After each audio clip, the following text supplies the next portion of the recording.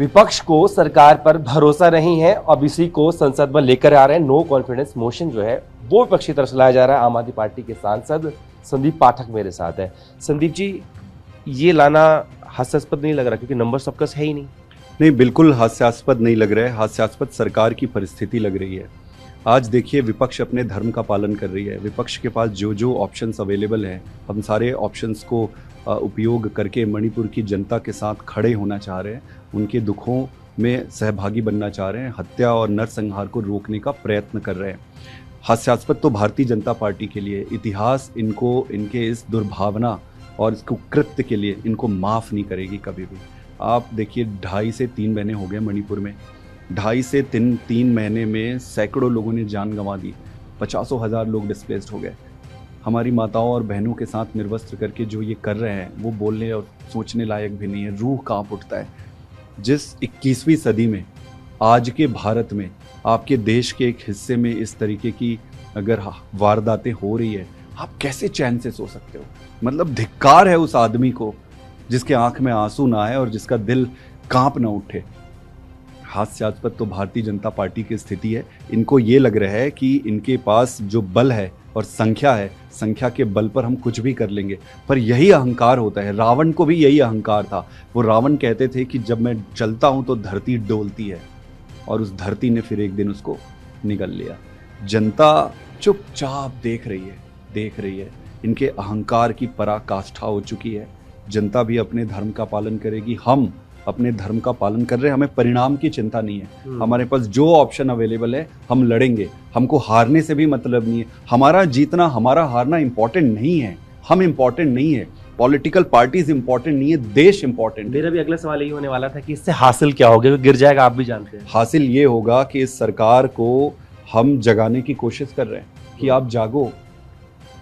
अटल बिहारी वाजपेयी ने मोदी जी को एक बार और राजधर्म याद दिलाया था कि आप राजधर्म का पालन करो। आज देश मोदी जी को कह रहे हैं कि मोदी जी, आप राजधर्म का पालन करो। बार बार राजधर्म से विमुख होना इतिहास आपको माफ नहीं करेगा, और आपकी इसी विमुखता को इतिहास लिखेगी। फिर आप जो मर्जी एडवर्टाइजमेंट कर लो, अब जो मर्जी होर्डिंग पोस्टर चला लो, जो मर्जी सोशल मीडिया पे यहाँ पे आप आर्मी, ट्रोल आर्मी लगा के कर लो। ये टेम्पररी है। परमानेंट तो आपके कर्म ही होने वाले हैं, और ये आपके कर्म हैं जो आप कर रहे हो। हास्यास्पद भारतीय जनता पार्टी का एक्शन है। हमें जीत हार नंबर से वो सेकेंडरी है। प्राइमरी ये है कि हमें मणिपुर की जनता के लिए लड़ना है, खड़े रहना है। जब कैबिनेट से इस वक्त आपकी चिंता इस बात पे नहीं होनी चाहिए, कैबिनेट से पास हो चुका है जो सर्विसेज वाला ऑर्डिनेंस, बिल की शक्ल में अब कभी भी पार्लियामेंट में आ सकता है, तो आपको उसकी चिंता इस वक्त होनी चाहिए थी या कॉन्फिडेंस मोशन की? हमें, जैसा कि मैंने पहले कहा कि देश इंपॉर्टेंट है, हमें मणिपुर की चिंता पहले है। मणिपुर की चिंता के बाद और साथ साथ निश्चित रूप से दिल्ली की जनता की भी चिंता है। ऑर्डिनेंस ये लेकर आएंगे, ऑर्डिनेंस लेकर आए थे, अब बिल लेकर आ रहे हैं, कभी भी लेकर आ रहे हैं। मैं मोदी जी को ये कहना चाहता हूँ कि आप क्यों बार बार इस बात पर तुले हो कि इतिहास आपको बुरी नज़र से देखे, आपको, आपके बारे में गलत शब्द उपयोग करे? क्यों आप तुले हो? प्रजातंत्र को कायम करने और बनाने में बरसों लग जाते हैं, उसको तोड़ने में एक चुटकी लग जाती है, पर आपको याद रखा जाएगा इस चीज़ के लिए। तो अभी भी प्रधानमंत्री जी से निवेदन करते हैं, आप तो इतने चुनाव लड़ते हो, दिल्ली में भी लड़ लो, इस बार ज़्यादा ताकत लगा के लड़ लो, हरा लो आम आदमी पार्टी को, बना लो सरकार, वो ज़्यादा ग्रेशियस होगा आपके लिए। इंतज़ार कर लो 5 साल, फिर लड़ लो, वो ज़्यादा ग्रेशियस होगा। और जो वीर योद्धा होता है उसको हारने से, कायर हारने से डरते हैं, और ये डर रहे हारने से। अब हार से डर रहे हैं। दिल्ली जीत नहीं सकते। दिल्ली की जनता से बदला निकालने का ये प्रयास है। तो सदन के अंदर भी पूरी ताकत से लड़ेंगे, सदन के बाहर भी लड़ेंगे। हम अपने, जो हमारे पास ऑप्शंस अवेलेबल हैं, जो हमारा कर्म है, वो हम करते रहेंगे। अंतिम निर्णय ईश्वर का होगा, जो होगा देखा जाएगा, कोई ना कोई रास्ता निकलेगा। जी, इस बिल के लिए संख्या कैसे जुटाएंगे? क्योंकि कई घटक दल के पास तो अब गए ही नहीं। दूसरा, आप ही के पार्टी के सांसद जो हैं वो भी निलंबित है, तो संख्या कम नहीं नजर आ रही। देखिए, हमारे सांसद, हमारे नेता संजय सिंह जी को इन्होंने निलंबित कर दिया। क्यों? क्योंकि वो मणिपुर पर आवाज़ उठा रहे थे। क्योंकि वो मांग कर रहे थे कि प्रधानमंत्री जी थोड़ी देर यहाँ आकर बयान दे दीजिए, जनता सुनना चाह रही है, हम जानना चाह रहे हैं कि आप क्या क्या कर रहे हो। मणिपुर में आपकी पुलिस सिस्टम कोलैप्स हो चुकी है, मुख्यमंत्री जी को कुछ पता नहीं है, होपलेस हो चुके हैं। होम मिनिस्टर जी का के बस की कुछ नहीं है, वो एक बार विजिट करके आए और उनके बस की नहीं है। ऐसी परिस्थिति में ये स्पष्ट है कि सारी चीज़ें आपके कंट्रोल के बाहर है। तो आप क्या कर रहे हो, क्या सोच रहे हो? क्या ये मांगना गलत था? ये मांग करने पर गलत तरीके से उनको बर्खास्त कर दिया गया है। कोई बात नहीं, आप बर्खास्त करो, हम तो मणिपुर की आवाज़ उठाते रहेंगे। आप बर्खास्त करो जितने बर्खास्त करना है। रहा सवाल नंबर का, हम शुरू से ही सारे राष्ट्रभक्त पार्टियों से, सारे राष्ट्रभक्त सांसदों से ये निवेदन कर रहे हैं कि जो आज आम आदमी पार्टी के साथ कर रहे हैं, कल वो आपके साथ कर सकते हैं। दिल्ली इनके लिए एक एक्सपेरिमेंटल प्रोजेक्ट है कि किस तरीके से गलत तरीके से षड्यंत्र करके हारने के इलेक्शन हारने के बाद सरकार पे कैसे कब्जा किया जाए, वो उसका एक्सपेरिमेंट है भाजपा का। आज दिल्ली के साथ कर रहे हैं, कल ये किसी भी राज्य के साथ कर सकते हैं। हम ये सभी से निवेदन कर रहे हैं, हम भाजपा के लोगों को भी, जो भगवान को मानते हैं, जो देश से प्यार करते हैं, जो अपने कॉन्शियस को सामने रखते हैं, उन सबसे यही निवेदन कर रहे हैं कि इस बिल का विरोध करिए। ये देश के लिए है, दिल्ली की जनता के लिए जरूरी है। आम आदमी पार्टी के लिए इंपॉर्टेंट नहीं है। हम इंपॉर्टेंट नहीं है, पार्टी इंपॉर्टेंट नहीं है। हम रहेंगे नहीं रहेंगे कोई फर्क नहीं पड़ता, देश रहना चाहिए। हम लड़ेंगे, अंदर लाओ बाहर लाओ, जहां लाओ लड़ो। पर मोदी जी को कहना चाहता हूं कि हिम्मत है तो चुनाव लड़ के जीतो। कायरों की भांति इस तरीके से पीछे से हमला करके इस तरीके से कब्जा करने का प्रयास मत करो। बीजेपी का पक्ष ये है कि प्रधानमंत्री बयान दे चुके हैं, 176 नियम के तहत चर्चा को भी तैयार है, लेकिन अब चर्चा से भाग रहे हैं। बड़ी हंसी आती है। आप खुद एक मिनट के लिए, एक बच्चा भी समझ जाएगा कि आज भागने की स्थिति किसकी है, जवाबदेही किसकी बनती है? सरकार की बनती है।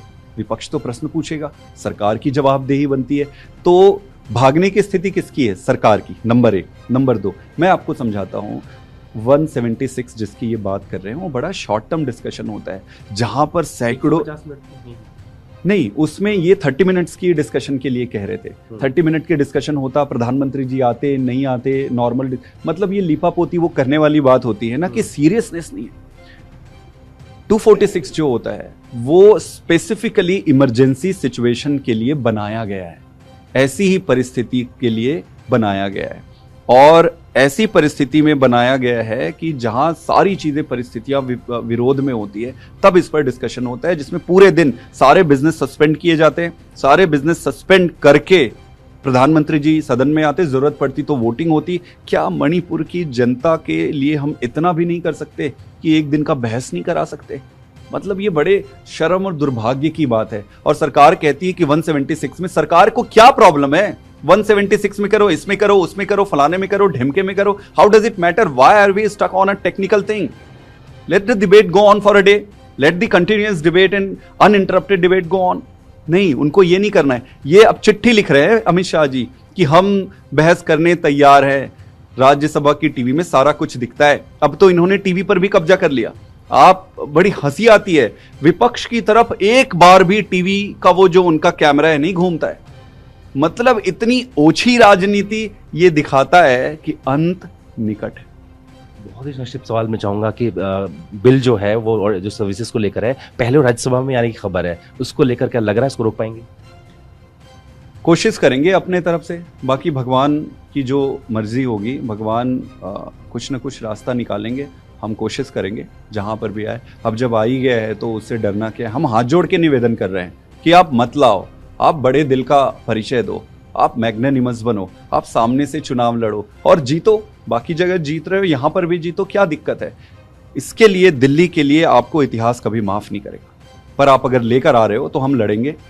हम लड़ाई के लिए ही जाने जाते हैं, अपने रक्षा के लिए, जनता के हितों की रक्षा के लिए। और दिल्ली की जनता को हम ऐसे नहीं छोड़ देंगे। हम आखिरी दम तक दिल्ली की जनता के लिए लड़ते रहेंगे। और फिर कह रहा हूं, हिम्मत है तो दिल्ली में चुनाव लड़के जीतो, कायरों की तरफ पीछे से हमला मत करो। बात करने शुक्रिया। तो आम आदमी पार्टी का साफ तौर पर कहना है कि नो कॉन्फिडेंस मोशन का परिणाम चाहे जो भी हो, लेकिन उनके पास विकल्प है तो उसका इस्तेमाल करेंगे। वहीं बात अगर करें सर्विसेज को लेकर जो बिल आने वाला है, तो उस पर भी आम आदमी पार्टी का कहना है कि आखिरी दम तक लड़ेंगे, भले ही उसका परिणाम जो चाहे हो। अपनी वीडियो से होगी विपुल के साथ जितेंद्र भाटी।